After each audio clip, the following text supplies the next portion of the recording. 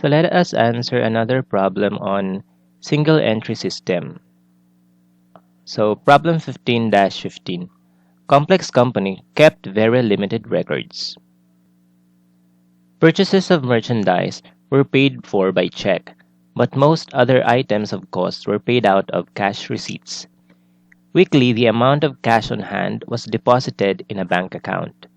No record was kept of cash in the bank, nor was a record kept of sales. Accounts receivable were recorded only by keeping a copy of the ticket, and this copy was given to the customer when he paid his account. On January 1, 2019, the entity started business and issued share capital 60,000 shares with 100 peso par for the following considerations: cash of 500,000 pesos, building of 4,500,000 pesos with a useful life of 15 years, and land of 1,500,000 pesos.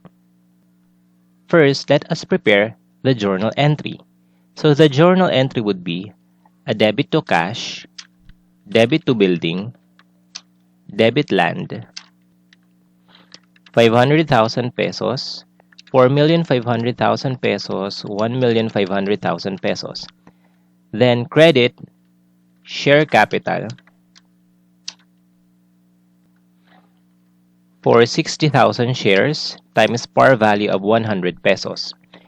Then we have a share premium of 500,000 pesos. Now, let's record this on our table. So, cash is 500,000 pesos. Building is 4,500,000 pesos. Land is 1,500,000 pesos.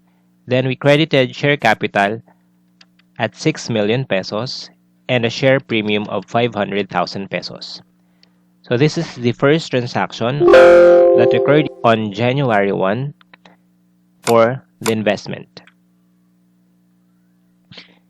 So the next sentence is, an analysis of the bank statements showed total deposits including the original cash investment of 3,500,000 pesos. So this states that during the year, we have a total collections of 3,500,000, and this includes the 500,000 cash that is part of the consideration on our issuance of ordinary shares on January 1, 2019. So out of 3.5 million, 500 pertains to the cash investment. So the remainder of 3 million pertains to collections other than issuance of share capital. So let us analyze the bank statement of the company. If we will prepare the T account for cash, so the debit side of the T account shall have a total of 3,500,000 pesos based on the total deposit as given by the problem. So the total debit, which is the total deposits during the year, is 3,500,000 pesos. The next sentence states that the balance in the bank statement on December 31, 2019 was 250,000 pesos. So this means that based on the bank statement, the ending balance of the cash account should be 250,000 pesos. So this is the ending balance. So if the balance at the end of the year is 250,000 pesos and the total deposit or total debits to cash is 3.5 million pesos, it means that there should be a total credit in the cash account of 3,500,000 less 250,000 pesos, which is 3,250,000 pesos. So this is the total deposit in the bank statement, 3.5 million, and the total withdrawals in the bank statement is 3,250,000 pesos. That is why the ending balance in the bank statement is 250,000 pesos. The next sentence states that there were checks amounting to 50,000 pesos dated in December 2019 but not paid by the bank until January 2020. So the 50,000 pesos are outstanding checks. And outstanding checks are reconciling items in the bank's perspective. So since we are the depositor, the 50,000 is not adjusted on our part. And since the only data that we have is the bank statement, it means that the 250,000 peso bank balance is overstated by 50,000 pesos because as an outstanding check, the 50,000 pesos has not yet been deducted from the 250,000 peso bank balance. So on our perspective as the depositor, the bank balance should not be 250,000 pesos. Instead, the adjusted cash balance is 200,000 pesos. So I will revise the T account from 250,000 pesos to 200,000 pesos. So if the ending balance is 200,000 pesos and the total deposits is 3.5 million pesos, the total withdrawal or total credits to cash is 3,300,000 pesos. Because as a depositor, on our perspective, the 50,000 pesos checks were already recorded as payments. So the 50,000 pesos must be included in the 3.3 million total credits in the cash account. Now, the cash column must have a 200,000 ending balance. Because per bank statement, the ending balance is 250,000 pesos. However, the 250,000 ending cash balance per bank statement is still unadjusted because of the outstanding checks. Therefore, the adjusted cash bank balance is 200,000 pesos. And this must be the ending balance of our cash account. Now let's proceed to the next sentence. Cash on hand on December 31, 2019 was 125,000 pesos, including customer deposit of 75,000 pesos. So, aside from cash in bank, we have a cash on hand of 125,000 pesos. And this is the balance as of December 31, 2019. So, in addition to the cash in bank balance, we must have a cash on hand in our expanded accounting equation.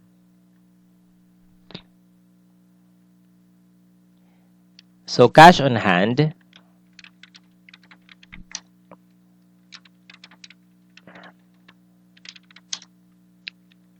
is 125,000 pesos.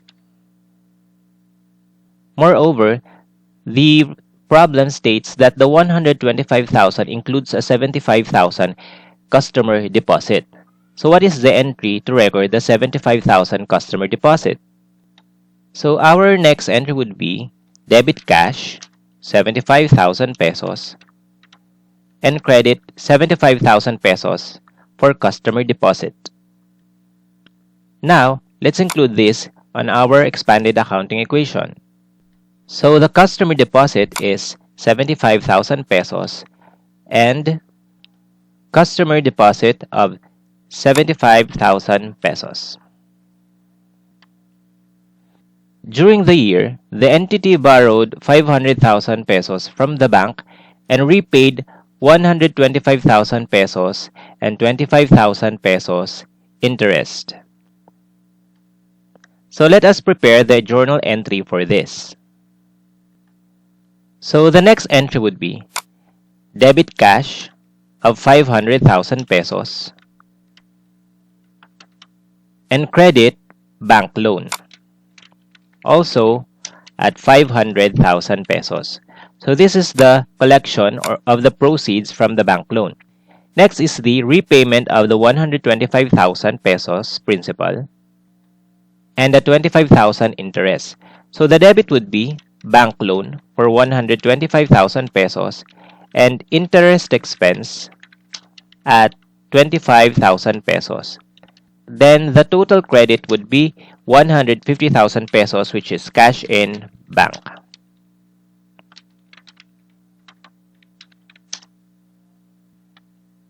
Now let's transfer this on our accounting equation. So the proceeds from the bank loan is 500,000 pesos. So this is an increase in the cash in bank and an increase in the bank loan. Next is the repayment of principal. The repayment of principal consists of 125,000 pesos as well as the payment of interest for 25,000 pesos. So interest expense. Then the total deduction from cash is 150,000 pesos. Now let's proceed to the additional information. Disbursements paid in cash during the year were utilities 100,000 pesos, salaries 100,000 pesos, supplies 175,000 pesos, taxes 25,000 pesos, and dividends of 150,000 pesos. Now let's put this on a journal entry. First is debit to utilities expense for 100,000 pesos. Next is debit salaries expense for 100,000 pesos, debit supplies expense for 175,000 pesos, debit taxes expense for 25,000 pesos, debit retained earnings for the dividends paid for 150,000 pesos, and credit to cash in bank at 550,000 pesos. Now let's put these on our accounting equation.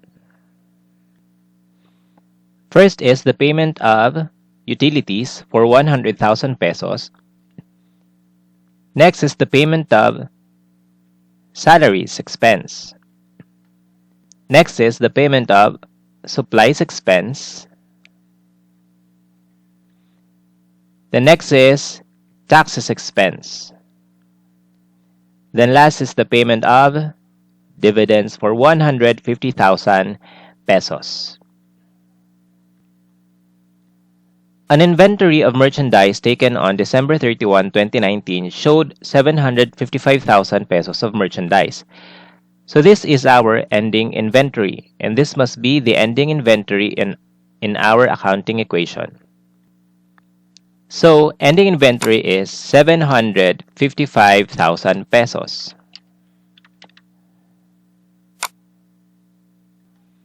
Next sentence is, tickets for accounts receivable totaled 900,000 pesos, but 50,000 pesos of that amount may prove uncollectible. Tickets held by the company are evidence that the sales on account are not yet collected, because once collected, the tickets were given to the customer. So any remaining tickets that were on hand by the company are all uncollected sales on account. And the total tickets on hand is 900,000 pesos, out of which 50,000 is proved uncollectible. So which means that our ending accounts receivable is 900,000 because this is the total amount of tickets that were on hand at the end of the year. And the 50,000 pesos must be the ending balance of our allowance for doubtful accounts. So in our accounting equation, the ending balance of accounts receivable must be 900,000 pesos, and the ending balance for allowance for bad debts is 50,000 pesos. Next is unpaid suppliers' invoices for merchandise amounted to 350,000 pesos. This means that our accounts payable has a balance at the end of the year of 350,000 pesos because as of the end of the year, unpaid suppliers' invoices pertains to accounts payable. So, in our accounting equation, our accounts payable must have an ending balance of 350,000 pesos. Next is equipment with a cash price of 400,000 was purchased in early January on a 1-year installment basis. So let us prepare the journal entry for the acquisition of the equipment. So our journal entry would be a debit to equipment, 400,000 pesos, credit notes payable, 400,000 pesos. Now let's put this on our accounting equation. So, for acquisition of equipment, we need to include additional column for equipment. Then, 400,000 pesos debit. Then, additional column for notes payable for 400,000 pesos. Now, next sentence is, during the year, checks for the down payment and all maturing installments total 445,000 pesos. Since the sentence is about payment of installments, the only purchase that is on an installment basis is our equipment with a cash price of 400,000 pesos. Since the total payment is 445,000 pesos and the cash price is only 400,000 pesos, there is a difference of 45,000 pesos, and it pertains to interest expense. So our journal entry would be debit notes payable for 400,000 pesos, debit interest expense for 45,000 pesos, and credit to cash and bank for 445,000 pesos. Now, in our table, let's include the payment of installment and the interest. So for the payment of installment and interest, there is a decrease in cash of 445,000 pesos and a decrease in notes payable, and a 45,000 peso interest expense. Now let's proceed to the last sentence. The equipment has a useful life of 5 years. Since there is a useful life of 5 years, and the equipment was purchased on January, there will be a depreciation equal to 1 year. Now, let's record the journal entry for depreciation. So, our journal entry would be a debit to depreciation expense equipment for 80,000 pesos or 400,000 cash price divided by useful life of 5 years. Then credit accumulated depreciation equipment also at 80,000 pesos. Now, let's put this in our accounting equation. Now, for the depreciation, we must include additional column for the accumulated depreciation equipment and 80,000 negative. Next is 80,000 expense for depreciation expense. After we finished all the journal entries, let us now reconcile the transactions with the ending balances. First, let us determine the other transactions affecting cash and bank. So, in the cash and bank column, our ending balance is 200,000 pesos, and this is the adjusted cash and bank balance. Based on the transactions above, we already have a total of 1 million pesos cash collection and a total cash disbursement recorded for 1,145,000 pesos. However, based on the T account that we have prepared a while ago, the total collections must be 3.5 million and the total cash disbursements must be 3.3 million pesos. Since we already recorded a 1 million cash collection and a 1,145,000 cash disbursement, there is a remaining 2,500,000 cash collections that we have not yet recorded. Next is, since out of the total cash disbursement of 3.3 million, we only recorded 1,145,000, it means that there is a cash disbursement that is not yet recorded for 2,155,000 pesos. And what are these? So our assumption is the 2.5 cash collection pertains to collections from customer. So since these are collections from customer, it may include cash sales and collections on accounts. Then the 2,155,000 are payments to suppliers. So the payment to suppliers pertains to cash purchases and payments on account. Now let's put this on our accounting equation. Now, for the 2,500,000 cash collections, this will increase the cash in bank account for 2.5 million. Then, let's assume that all sales are sales on account because based on the available data, we cannot segregate the cash sales from sales on account. So let's just assume that all sales are on account. So the entry for the cash collections will be a debit to cash in bank and a credit to accounts receivable. Now, for the payments to suppliers, the credit will be cash in bank, 2,155,000 pesos. Then, debit would be accounts payable. Similar to the accounts receivable, let's just assume that all purchases are on account. Again, because we cannot separate the cash purchases from the purchases on account. So the debit will be accounts payable. Now, let's record this in our journal entry. So our debit is cash in bank, 2,500,000 pesos, credit accounts receivable, 2,500,000 pesos, and for the payments, debit accounts payable, 2,155,000 pesos, and credit cash in bank, 2,155,000 pesos. Now, the total transactions under the cash in bank column has an ending balance of 200,000 pesos. So the cash in bank column is now complete. Now let's proceed to the cash on hand column.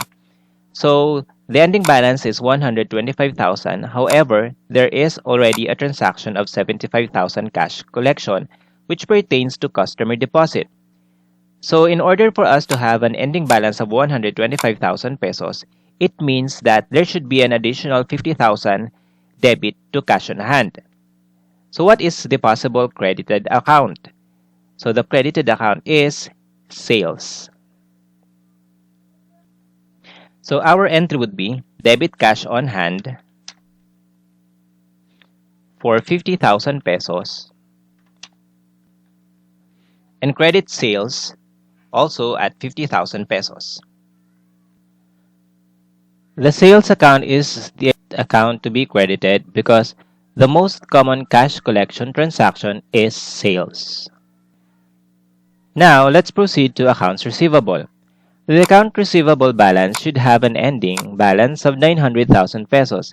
However, based on our journal entry, we have credited accounts receivable.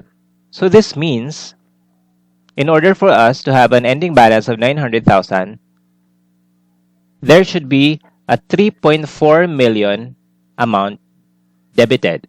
So let's prepare the journal entry.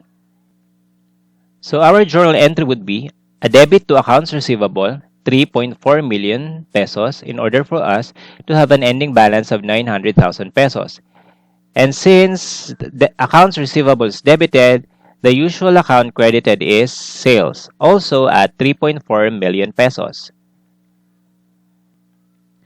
Now, on our table, the sales is debited to accounts receivable and credited to the sales account for 3.4 million. So after this entry, 2,500,000 negative, then 3,400,000 debit has a total of 900,000 pesos ending balance. Now, let's proceed to allowance for bad debts. We have an ending balance of 50,000 pesos. However, there are no transactions recorded in order for us to have an ending balance of 50,000 pesos. So which means we need to record allowance for bad debts. So our journal entry would be a debit to bad debt expense, 50,000 pesos, and a credit to allowance for bad debts at 50,000 pesos. Now, for the provision for bad debts, there should be a credit to allowance for bad debts at 50,000 pesos and a debit to bad debt expense, 50,000 pesos. So let's just make this negative because allowance for bad debts has a normal balance of credit, and credit on this side is in negative. Now let's skip the inventory and proceed to equipment. For equipment, since there is no ending balance, however, we have a transaction of 400,000 pesos, there should be an ending balance of 400,000 pesos. Then, for the accumulated depreciation for the equipment, there should be a balance of 80,000 pesos. For the building, since there are no other transactions affecting the building account, the ending balance is 4,500,000 pesos. However, since the building is a depreciable asset, we must record an accumulated depreciation. So based on the problem, the building has a 15-year useful life. So our journal entry would be debit depreciation expense building for 300,000 pesos and a credit to accumulated depreciation building also at 300,000 pesos. So for the depreciation of the building, we need to add an additional column for accumulated depreciation building and credit 300,000 pesos. Then debit depreciation expense. So this means that the ending balance of our accumulated depreciation building is 300,000 pesos. For the land, since there are no transactions affecting the land, the ending balance for the land is 1,500,000 pesos. Now, let's skip the accounts payable and proceed to customer deposit. So for the customer deposit, we have a transaction of 75,000. Therefore, the ending balance of our customer deposit must be 75,000 pesos. Next is the notes payable. So the notes payable has an ending balance of 0 because this is already paid as of the end of the year. And for the bank loan, the ending balance is 375,000 pesos. The share capital is 6 million since there are no transactions affecting share capital during the year aside from the investment, and share premium of 500,000 pesos. Now, let's go back to the accounts that we skipped, which includes accounts payable and inventory. So I skipped the accounts payable and the inventory because these are two related accounts because of the purchase of merchandise. So similar to what I have assumed a while ago, purchases will be on account. So therefore, if there are goods that were purchased, I will assume it as on account. But regardless, whether you assume that the purchases are cash purchases, we will still arrive at the same answer. So now, let us assume that the purchases are on account. So for accounts payable, the ending balance is 350,000 pesos. However, we have recorded a transaction of a debit to accounts payable for 2,155,000 pesos. So this means that the accounts payable must have an additional transaction by 2,505,000 pesos. So if accounts payable is credited for 2,505,000 pesos, the debit will be purchases. So let's prepare the journal entry. So our journal entry would be debit purchases for 2,505,000 pesos and credit accounts payable for 2,505,000 pesos. So let's transfer this on our accounting equation. Now, for purchases on account, our credit is accounts payable and a debit to purchases, which is a nominal account. Now, let's proceed to the ending inventory. So the ending inventory has a balance of 755,000 pesos. However, there are no transactions that affected the inventory account. And since I prefer the use of perpetual inventory system because I prefer to use the account cost of sales for us to easily determine the amount of cost of sale, I will transfer the purchases account to merchandise inventory because under the perpetual inventory system, purchases are debited to merchandise inventory. So the journal entry would be debit to inventory for 2,505,000 pesos and a credit to purchases at 2,505,000 pesos.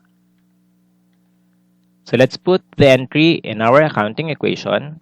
So 2,505,000 pesos under the inventory column and 2,505,000 pesos under the revenue and expenses column. As a result, the inventory column has a debit of 2,505,000 pesos and an ending balance of 755,000 pesos. This means that we need a credit to merchandise inventory of 1,750,000 pesos in order for us to have an ending balance of 75,000 pesos. And what is the 1,750,000 pesos? So this is the cost of sales. Now, let's prepare the entry for the cost of sales. So the entry would be a debit to cost of sales for 1,750,000 pesos and a credit to inventory at 1,750,000 pesos. So for our cost of sales, we credited inventory at 1,750,000 pesos and debited cost of sales. So this is under the nominal account.